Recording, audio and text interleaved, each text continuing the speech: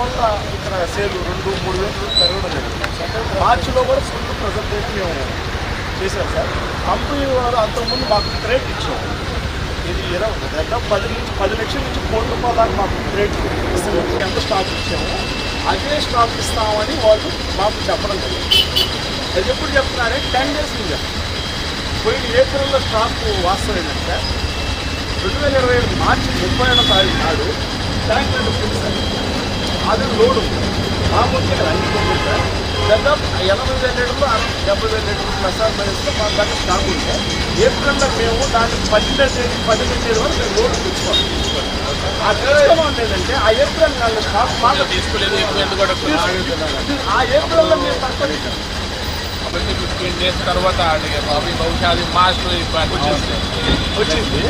మార్చి 31వ తారీఖు వచ్చింది. అది కూడా 2 డేస్ తర్వాత ఇవ్వడము అన్ని డ్రైవర్లు దానికి కావాలని కావాలని హోల్డ్ చేస్తారు. వాళ్ళు ఏంటంటే వాళ్ళు ఇంట్రెస్ట్ మాట్లాడేటప్పుడు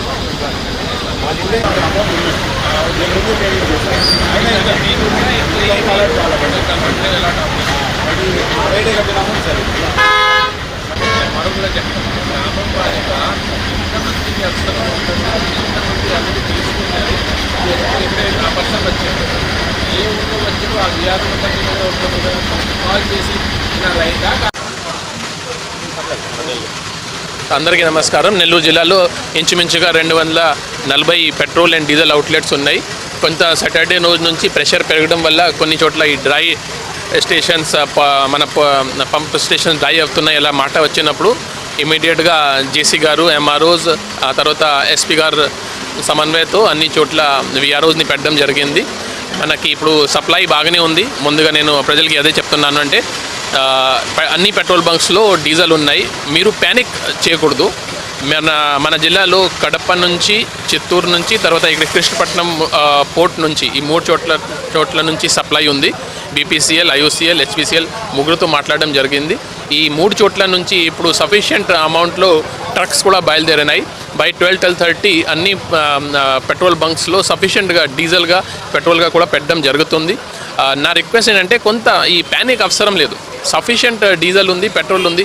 మీరు దీన్ని ఈ సోషల్ మీడియాలో జరుగుతున్న ప్రచారం కానీ లేకపోతే మీడియాలో వచ్చిన ప్రచారాన్ని నమ్మకూడదు.